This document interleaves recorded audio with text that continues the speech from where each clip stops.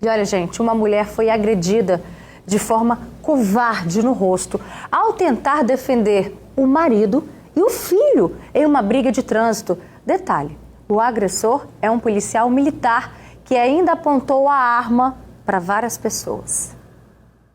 O homem de camiseta verde aponta uma arma para uma das vítimas no meio do trânsito. O agressor é um policial militar, irritado e sem controle. O rapaz, que tenta se defender do PM armado, queria acalmar os ânimos. Eu só queria conversar com ele, só que ele queria partir para agressão, ele queria me agredir. O jovem desceu do carro quando viu o agressor partindo para cima do pai, que é quem dirigia. Veja que um idoso aparece na cena. Ele estava com o policial militar no veículo. Descontrolado, o PM dá vários socos no motorista, que sequer desce do carro. A esposa tenta apaziguar a situação e, nesse momento, leva um golpe certeiro. A mulher leva a mão ao rosto e o agressor continua discutindo com a vítima ao volante. Tentou mais 3 vezes me socar, me acertar. A confusão foi na Avenida dos Autonomistas, em Osasco, na Grande São Paulo. A briga começou depois de um toque de retrovisores. O carro da família encostou no carro do policial militar durante uma manobra no trânsito. Mas, segundo a família, não houve danos em nenhum dos carros. As vítimas contam que o policial militar fechou a passagem e já desceu alterado, nervoso, xingando o motorista e dando socos nele. As agressões começaram bem antes do vídeo, feito por uma testemunha, ser gravado. Depois de agredir as vítimas, o policial militar fez uma ameaça ao filho do casal. Ele falou para mim decorar o rosto dele. Aí depois, em seguida, ele desceu do carro de novo, que na hora que ele já tinha ido, ele desceu de carro novamente e tirou uma foto nossa. Dentro do carro da família estava a filha caçula do casal, de apenas 10 anos. Assustada, a menina viu os pais e o irmão serem agredidos. O PM ainda tirou uma foto do veículo das vítimas como forma de intimidá-las. Porteiro há 26 anos, o homem sofre ao ver a esposa machucada e ao lembrar que o filho teve uma arma apontada para o rosto. Eu vou entrar com processo contra ele também, por violência, contra a minha pessoa também. Nossa produção conseguiu falar com o Antônio Marchetti. Ele não quis gravar a entrevista. Por telefone, disse que a imagem que recebemos não está completa e foi reeditada. O PM afirma que também foi agredido e que está em contato com os advogados e a polícia. Traumatizada, a mulher não tem mais sossego e tem a impressão de estar sendo vigiada o tempo todo. Eu nem tô dormindo. Ontem mesmo eu fui dormir, era 4 horas da manhã. Gente, vamos lá. Essa violência toda por causa de um esbarrão no retrovisor. A gente vê ali uma sequência de erros desse agressor, né? Que também envolve abuso de poder. Mas qual é o principal alerta que esse caso traz? O quanto as pessoas perdem a cabeça por tão pouco, em questão assim de segundos. Por uma atitude impulsiva, você pode cometer um crime e se prejudicar também, não é verdade? Vamos bater um papo sobre esse assunto? Aqui no nosso estúdio eu recebo Elza Leite, psicóloga. Obrigada, Elza, pela sua participação. Uma boa tarde, viu? Rosle Medeiros, que é especialista em segurança pública, professor também, muito obrigada pela sua presença. Ivan Machado, que é empresário, pai de família, usa muito trânsito, né, Ivan? Está sempre em contato aí no trânsito, né? Seja como motorista num carro ou até mesmo numa moto. Boa tarde a todos, boa tarde, Roberta. Eu passo pela situação tanto estando de moto como estando de carro e sei como é que é os dois lados, né, nessa situação. E tem que estar com a mente muito tranquila. Hoje eu costumo ouvir louvor para ficar em paz, porque o trânsito é caótico. É uma boa saída já, viu? Já começamos com dicas. Mas, Rosle, sobre esse caso específico, né? Você como especialista em segurança, a gente pode dizer que houve de fato ali um abuso, ainda mais se tratando de uma pessoa que era para transmitir segurança para a população, mas não, ele fez o contrário. Boa tarde, Roberta. Boa tarde a todos que nos acompanham aqui no Fala Espírito Santo. É verdade, Roberta. Ali a gente tem uma caracterização, né? Sabendo que aquele indivíduo é policial militar, a gente verifica que essa não é a atitude, né, de um policial diante de uma situação dessa, né?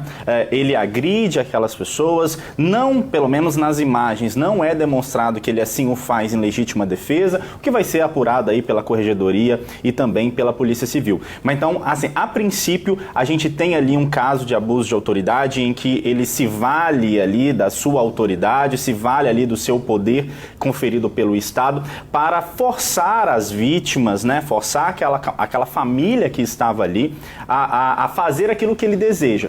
E aí você muito bem disse, Roberta, é uma situação que não havia ali nenhuma necessidade, não havia a princípio nenhum risco, nem para o próprio, né, indivíduo, nem para aquela família que ali estava a princípio, até este indivíduo começar a causar esse transtorno. Então, de fato, a princípio, nós temos aí alguns indícios que podem gerar o crime de abuso de autoridade previsto na nossa legislação.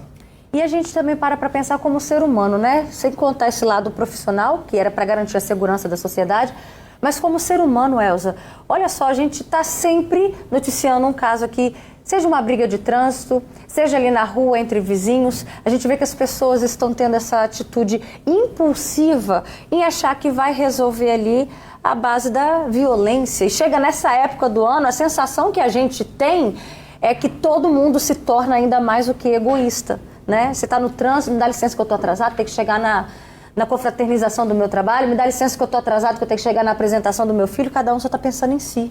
Sim. A gente está num eterno automatismo. Todo mundo tem um compromisso. Eu preciso buscar o filho, deixar o filho, eu tenho um plantão para dar, eu tenho um horário para cumprir com o cliente, eu tenho uma entrega para fazer. O trânsito é um ambiente extremamente estressor, a gente está sob pressão. A frota de carro cada dia maior, o trânsito cada dia mais demorado. Então aquele ambiente já deixa a gente com os nervos à flor da pele. Aí acontece uma situação dessa onde você imagina que o seu carro, o seu patrimônio ali foi danificado e aí você reage com impulsividade. E mesmo que fosse, né? E aí essa falta, né, de empatia, essa impulsividade, essa intolerância se manifesta ali naquela situação e isso pode gerar grandes tragédias, né? Poderia, por quantas vezes, da imprudência, da falta de atenção, da falta de tato com as coisas, a gente gera tragédia numa família inteira por não saber se comunicar. Detalhe, a Linda tinha uma criança de 10 anos. Só ela não foi agredida, menos mal, né? Porque ela permaneceu ali dentro do carro. A gente não sabe até que ponto as coisas poderiam chegar. Agora, Rusley, o depoimento do filho diz: eu desci para tentar conversar com ele. De que forma que a gente deve agir diante de uma situação em que pode acontecer ali algo pior? Roberta, a gente tem que tomar muito cuidado nesses ambientes, né? Primeiro porque a própria Elza trouxe isso pra gente, né? A gente está vivendo numa situação de normalidade da violência. A gente chama isso de normose, né? A gente está acostumado já a viver com essa violência o tempo inteiro. A primeira coisa, né, estando numa situação dessa não adianta tentar conversar. É preciso que você tente acalmar a situação, mas se afastar, né? Tentar dialogar nestes momentos, né, principalmente quando a gente envolve ali questões de irritabilidade, né, não tem demonstrado, pelos casos que a gente consegue pesquisar, de que tem surtido efeito. Mesmo porque a pessoa também não está querendo te ouvir. Né? Então não é mostrar ali que você tem mais força, que você quer resolver ali, mas pedir desculpa. Eu acho que o melhor caminho, Roberto, é numa situação dessa, mesmo você não estando errado, peça desculpas, né? Fala que, olha, não foi o nosso objetivo, a gente errou, né? Paciência, porque a gente está fragilizando a nossa vida, está colocando em risco as pessoas que nós amamos, né? Justamente por pessoas que não conseguem conviver em sociedade. Então, o melhor nestes momentos peça desculpas, mesmo não estando, né? Não sendo o culpado, tenta sair do local ali e, se for necessário, peça para alguém ou você mesmo acione a polícia através do 190, acione uma agência de segurança para garantir a sua integridade física e para garantir a integridade física da sua família também. Ivan, você já passou por situações parecidas? Já passei uma situação bem similar com essa e, na ocasião, eu tenho uma filha de 2 anos hoje, ela tinha 6 meses, estava na cadeirinha de trás, eu tinha ido no clube de tiro, fazer treino de tiro, eu gosto de treinar. Eu voltando de lá, peguei ela na crechezinha, botei na cadeira de trás, estava e vindo com ela assim, fui arrumar alguma coisa assim. Eu acho que eu fechei um cara de moto sem querer, ele falou umas coisas assim, eu continuei andando, fui embora. Aí uma hora eu virei assim, parei no sinal. Quando eu parei no sinal, eu só vi, aí fui falar com ela de novo, eu só vejo o capacete batendo no vidro, assim, o capacete batendo, assim, eu olho o cara muito nervoso de capacete. Eu contei até 3, respirei e fui. Mas passou 1000 coisas na minha cabeça. Eu comentei do clube, porque se na hora eu tomo uma atitude errada ali, confiando, né, numa arma de fogo por ser atirador esportivo, eu poderia arrumar um problema para minha vida, para minha família. Então, assim, é muito difícil você controlar o ânimo nessas horas.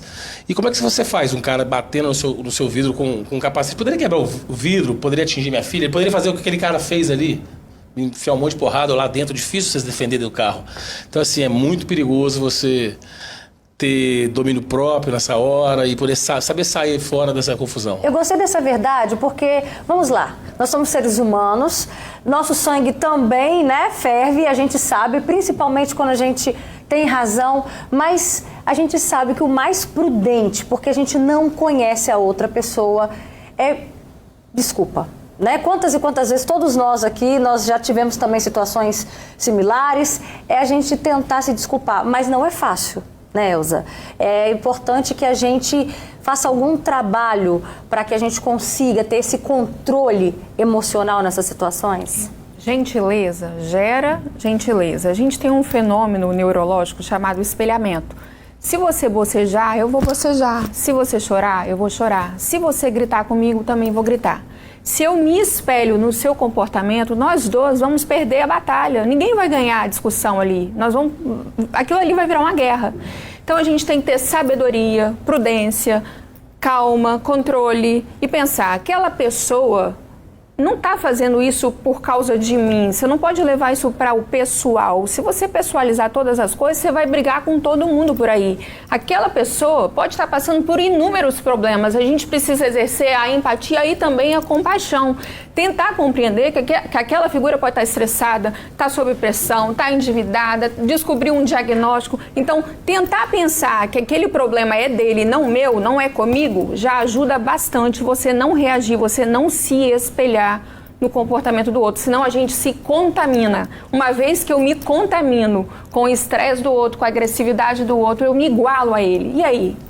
Mas às vezes a própria pessoa já desce do carro já Sim. exaltada, né? A gente tem 3 comportamentos previsíveis aí, a gente não tem como adivinhar o que vai acontecer com a gente. Ou a gente luta, ou a gente paralisa, ou a gente foge da situação. Como eu vou reagir, eu não tenho como prever. Depende das circunstâncias, depende do meu interior naquele momento, das circunstâncias que eu estou vivendo do ponto de vista psicológico, do ponto de vista emocional. Se eu estiver bem, numa fase legal, provavelmente eu fuja da situação, eu paralise, eu não reaja. Se eu não estiver bem, se alguma coisa antes aconteceu comigo, a chance de eu reagir mal e cometer um crime também é muito grande. Por isso que a gente não pode reagir, gente, porque eu não sei o que está acontecendo na vida do outro. O outro pode estar extremamente estressado e ele pode ser o reator daquela hora. Se ele reagir, você também, ponto. É gasolina no fogo. Aí é tragédia sem fim. Depois de viver, passar por essa experiência, o seu comportamento, até mesmo como motorista defensivo, ficou ainda mais aceso para você? Eu fiquei mais atento, não andei mais com arma de fogo. Por quê? Vai que me pega num dia que eu estou de cabeça quente, eu ajo diferente. Eu posso cometer um crime, né, para defender minha família, para defender minha filha, isso é perigoso. Ou ele pode enfiar a mão e tomar e eu ser prejudicado. Então, assim, foi uma decisão que eu tomei na minha vida, não andar mais, né, com arma de fogo dentro do carro. E você é ovelha, se um cara vier fazer isso comigo, eu vou ter que me defender aqui, pedir a Deus para me proteger e sair. É fugir, evitar a confusão, evitar o problema. E prestar atenção no trânsito para você não... Né, porque às vezes sem querer você fecha, você está ali, o motorista de carro às vezes não vê o da moto. O da moto ele anda mais acelerado, cortando as faixas. Um vacilo que você dá assim para dar uma assistência a uma filha atrás, que filho atrás movimenta muito, você quer dar um ajuste, sem querer você fecha alguém de moto, acontece. Agora, Rusla, olha só esse comentário. A Jana Oliveira, meu Deus, estamos vivendo momentos de horror, faltando amor ao próximo, o ser humano está cada vez mais sem piedade. Hoje temos que vigiar, até no olhar diferente para alguém. E a gente sabe que o trânsito acaba se tornando um prato cheio, né? Para esses momentos conflituosos. Completamente, né? A gente estava até conversando anteriormente aqui com a Elza, principalmente. O trânsito, ele tem essa característica de impulsionar a nossa violência, né? Seja porque a gente tem as nossas questões, então os nossos compromissos, seja pela questão do tempo também, e seja por questões pessoais. O que a gente tem percebido é que o trânsito, ele tem sido uma grande válvula de escape para a prática da violência. Então, diversos casos a gente tem demonstrado, inclusive aqui no Fala Espírito Santo, de situações de indivíduos que usam arma de fogo, que partem para briga, que inclusive morrem por conta de discussões no trânsito, além dos próprios acidentes gerados no trânsito pela imprudência. Então, o que a gente mais precisa fazer é entender que o nosso processo, ele está dentro de uma sociedade, a nossa vida está dentro de uma sociedade, a gente vive dentro de uma comunidade. Então nós precisamos cada vez mais estarmos atentos, diminuir essa ideia, porque como nós vivemos numa sociedade violenta, a gente tende também, e aí dentro desse fenômeno da psicologia, né, do espelhamento, né, Elza, na sociologia a gente também tem essa característica, né, de fazer com que aquilo que a sociedade está reproduzindo, a gente também reproduz, né, a nossa ação social também é reproduzida por conta disso. E aí a gente também tende a ser cada vez mais violentos. Então, o ideal é de que a gente tente respirar um pouco, né, entenda aí as nossas fragilidades, entenda aí os nossos comportamentos, mas o trânsito cada vez mais tem demonstrado que ele tem essa grande possibilidade de gerar violência. Olha só o comentário da Maricilda Borges, ela diz: a pessoa está estressada e desconta nos outros, que não tem nada a ver. Infelizmente, tenebroso isso. E aí, levando esse comentário para o trânsito, um carro, uma moto pode acabar se tornando o quê? Virando uma arma na mão de quem tem essa capacidade, né, Elza? Por isso que a gente tem que ir lá no Código do Trânsito. Imprudência, imperícia e desatenção provocam acidentes. Acidentes podem ser evitados. Então, gente, não peguem celular, presta atenção, evita ficar conversando, coloca uma música calma, um louvor, alguma coisa para te tranquilizar. Faz uma que realmente tranquiliza. Antes. Quando a gente põe uma música que agrada, realmente tranquiliza. Eu venho até mais feliz ainda pro trabalho, você se contamina com aquilo que é positivo. Nós somos contaminados pelo ambiente, é inevitável. Então, faz uma prece, uma oração naquilo que você acredita, né? Pedindo uma proteção e sai de casa para ter paz, para gerar gentileza. E não guerra, não violência. E teve um depoimento muito importante da mulher que foi agredida, né, a esposa daquele senhor, que ela está traumatizada, ela não consegue dormir, ela se sente perseguida, até porque, nesse caso, se trata de um policial militar, que o Eldson até contribuiu aqui com a gente no Facebook, a gente também tem essa informação, Eldson, que esse policial já está sendo investigado por ter participação numa chacina também. Enfim, isso traumatiza a pessoa, né? Sim. A gente, depois que passa por eventos muito traumáticos, desenvolve uma coisa chamada transtorno de estresse pós-traumáticos. Então, é muito comum que as pessoas tenham insônia, não durmam bem, que elas fiquem em pânico, que elas desenvolvam muito medo, que elas fiquem sobre alerta o tempo todo, vigiando todos os lados, que elas tenham bastante fuga social, que elas tenham um isolamento social, elas não se relacionem mais do mesmo jeito. Algumas pessoas podem evoluir para uma ansiedade generalizada, para uma depressão, inclusive, gente, para suicídio. Então, é um evento que realmente deixa muito traumatizado, porque você imagina na cabeça dessa pessoa: a minha família todinha agora vai morrer. Até porque foi ameaçada, né? Fui ameaçada por um policial, ou seja, uma autoridade. Todo mundo aqui vai morrer. Nós vamos ficar igual ovelha no matadouro mesmo, caladinhos, vamos morrer por uma coisa que é nada. Nem aconteceu nenhum dano material ali. Então, realmente, é uma coisa que traz muita angústia para a alma de todo mundo, não só essa mãe, todo mundo deve estar vivendo isso ali naquela casa. Se me permite, outra dica importante que eu adotei para minha vida: a gente que é profissional liberal, que é autônomo, eu sou corretor de imóveis, eu faço minha agenda. Eu não marco nada às 18 horas e às 8 horas da manhã, porque eu sei que é horário de pico. Então eu procuro marcar qualquer compromisso fora desses horários de pico para não ter que pegar trânsito. Então, assim, quem tem a liberdade de marcar os seus horários, tenta não combinar esses horários. A organização, né? O planejamento. Planejamento é melhor. Porque a pressa deixa a gente mais estressado. Nossa. E aí o estresse a gente desconta, é o que a Maricilda disse, do outro, né? Sim, a gente fica super pressionado. Nós temos metas para cumprir.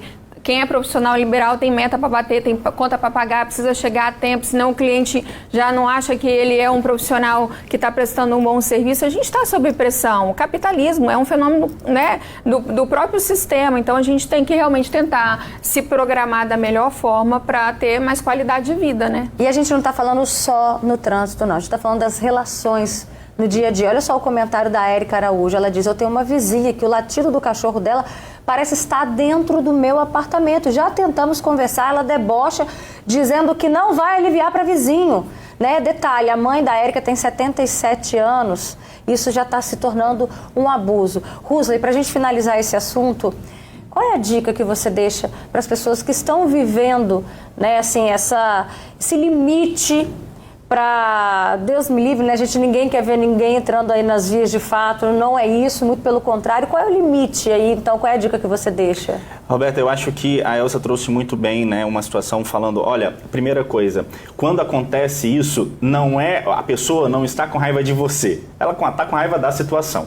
Né? Mas uma palavra que eu gosto muito de trazer, e a gente sempre fala aqui no Fala Espírito Santo, é o pertencimento. É entender que você está inserido em uma comunidade, em uma sociedade. Nós que moramos aqui no Estado do Espírito Santo, principalmente aqui na região da Grande Vitória, né? Embora a gente esteja numa região metropolitana, aqui todo mundo meio que conhece alguém que conhece alguém. Né? Então a gente está sempre interligados. Então entender este fenômeno, entender este processo é fundamental para que a gente possa construir uma sociedade mais segura, mais justa e com mais paz, para que a gente possa sair da nossa casa e ter a condição de retornar com segurança. É aquela ideia, né? O devagar, mesmo devagar a gente consegue chegar, né? Então a gente precisa, né, nos planejarmos, entendermos todas essas dinâmicas que não tem como nós evitarmos, né? Ela falou, e a gente vive num sistema capitalista. Então, entender que a gente pertence a uma comunidade, isso faz com que a gente fique melhor. Tá certo. Pra gente finalizar, eu quero deixar só uma palavra. É melhor perder 1 minuto da vida do que a vida em 1 minuto. Tá certo. Cuidado com as atitudes impulsivas, gente. Obrigada, Elza. Devagar é pressa, gente. Tá certo. Obrigada, Rusla Medeiros também. Obrigada, Ivan Machado. Um abraço na família, viu?